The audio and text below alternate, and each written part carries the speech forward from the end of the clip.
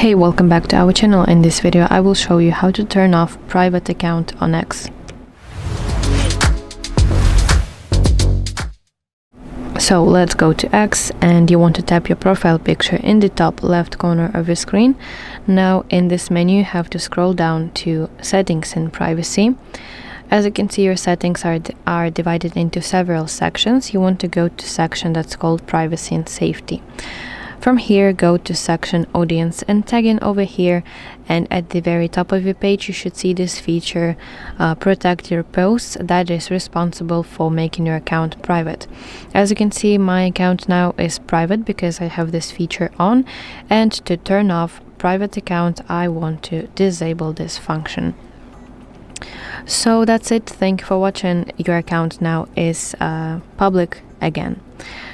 Thank you for watching. If you found this video helpful, please like it and subscribe to our channel to see more content like this.